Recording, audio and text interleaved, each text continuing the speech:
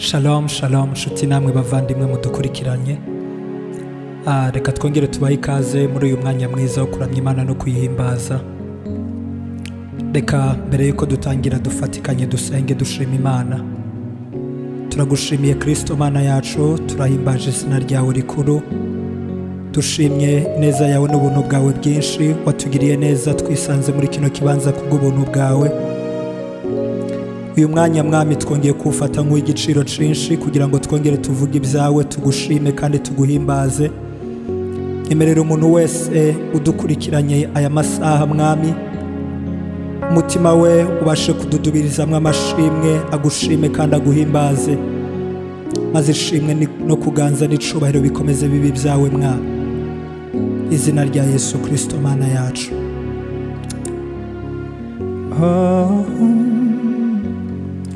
Uri Alpha na Omega, turaguhimbaza, ukwiriye gushimwa. Uri Alpha na Omega, turaguhimbaza, ukwiriye gushimwa. Tuguhaye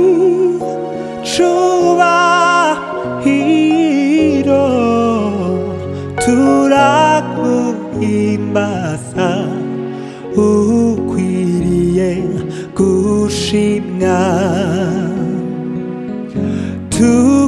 Tuguhaye icubahiro, turaguhimbaza, ukwiriye gushimwa. Tuguhaye icubahiro, turaguhimbaza, ukwiriye gushimwa. Urera, urera mwami, urera, nta n'umwe musa. Urera, urera mwami, urera, nta n'umwe musa. Urera, urera mwami Yesu, urera, nta n'umwe musa. Wewe urera, urera mwami Yesu, urera, nta n'umwe musa.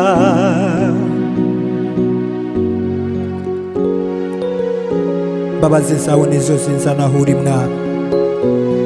Ndagushimiye kubw'umugambi wawe mwiza ufitiye ubuzima bwanje. Icubahiro ni icawe iminsi yose.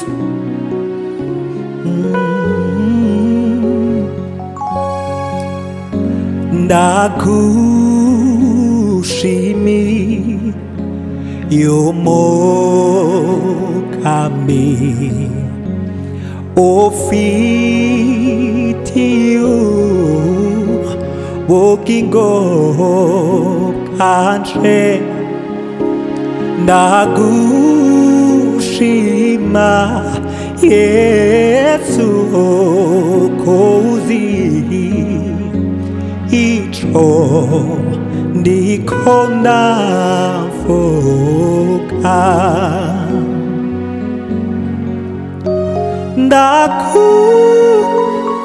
Ndagushimiye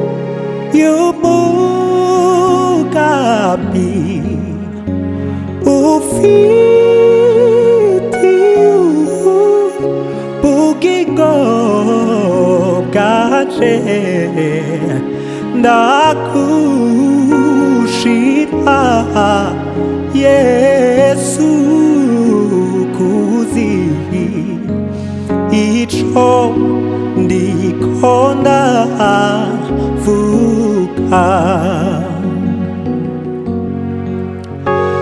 ndi mu buntu bwawe sinkekeranya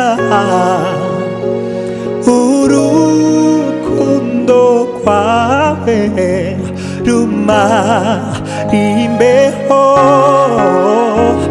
imbabazi zawe zizahuri wanyujurishimwe n'umunezero kukugira Yesu vyamaze inyota wambeye intsinzi n'igitandara beninde nkunda nk'ukubikora nta nshuti nzoronka ingana wewe nta nshuti nzoronka ingana wewe nta nshuti nzoronka ingana wewe nta nshuti nzoronka ingana wewe. Amen.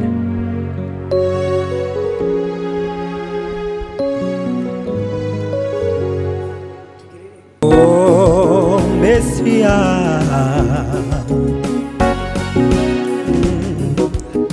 Mesia yarapfuye arazuka